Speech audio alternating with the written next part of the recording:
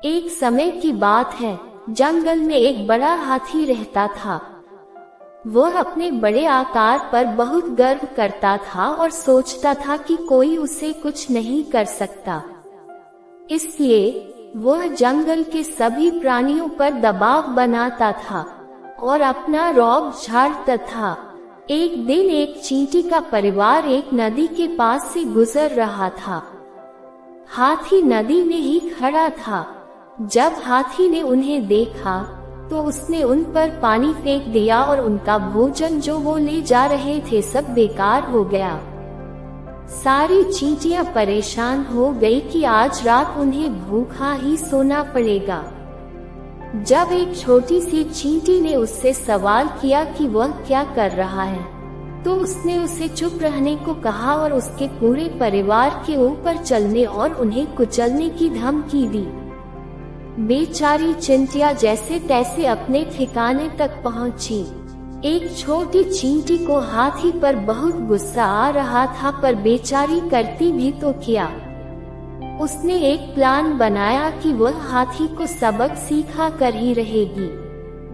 उसी रात जब हाथी सो रहा था, वह चुपके से उसके घर जा पहुंची और चींटी हाथी की सूंड में घुस गई और उसे काटने लगी।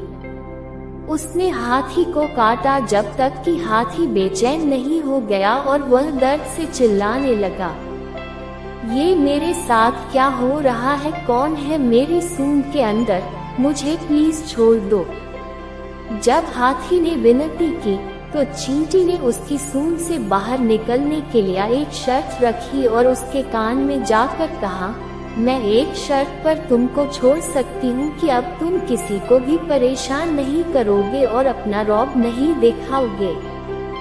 हाथी ने वादा किया कि वह किसी और को कभी परेशान और बुली नहीं करेगा। उस छोटी चींटी ने विशाल हाथी को एक महत्वपूर्ण जीवन सीख सिखा दी थी, यानी किसी को भी अपने आप से कभी कम नहीं समझना चाहिए।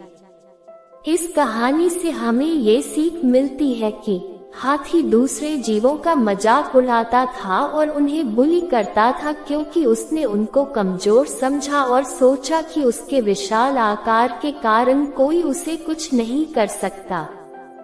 हालांकि एक छोटी सी चींटी ने उसे गलत साबित किया, और अगर वह छोटी सी चींटी अपने आप को कम समझती तो वह कभी हाथी को सीख नहीं सिखा सकती थी।